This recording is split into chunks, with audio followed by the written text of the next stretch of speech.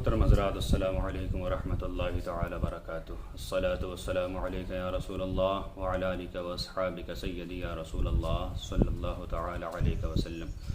حضرت سلمان فارسی رضی اللہ تعالی عنہ سے مروی ہے، آپ نے بتایا کہ حضور صلی اللہ تعالی علیہ وسلم 29ویں شعبان کو ہمارے درمیان کھڑے ہوئے اور ہمیں خطبہ فرمایا اور فرمایا، اے مسلمانوں، تمہارے نزدیک ایسا مہینہ آ رہا ہے، اتنا مبارک مہینہ آ رہا ہے، اتنا برکت والا مہینہ آ رہا ہے کہ جو حضرات اس مہینے کے دن کے روزے رکھے، رات کو قیام کرے تو اللہ تعالیٰ اس کا اجر بڑھا دے گا۔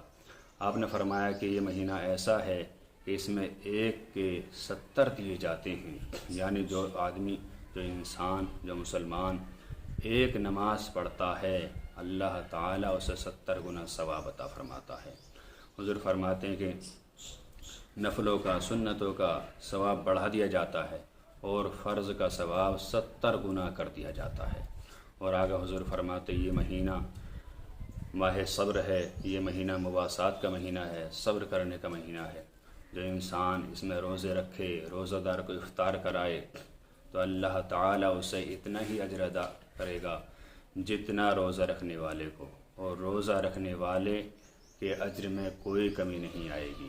حضرت سلمان فارسی رحمۃ اللہ تعالی علیہ سے ایک روایت ہے، آپ نے کہا حضور ہمارے پاس تو اتنا مال و دھن ہے نہیں جو ہم روزہ دار کو افطار کرائیں، تو حضور صلی اللہ تعالی علیہ وسلم نے ارشاد فرمایا، افطار کرانے کا مطلب یہ ہے کہ 2 گھونٹ پانی ہی پلا دے، یا 2 کھجوریں ہی دے دے، یا 2 گھونٹ دودھ سے افطار کرائے۔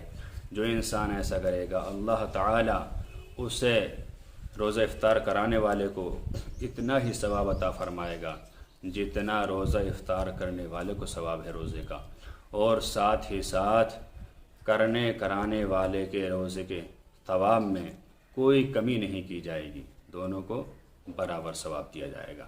تو کتنا مبارک مہینہ ہے کہ ہم اس میں ہر طرف سے چاہیں تو نیکی اکٹھی کر سکتے ہیں۔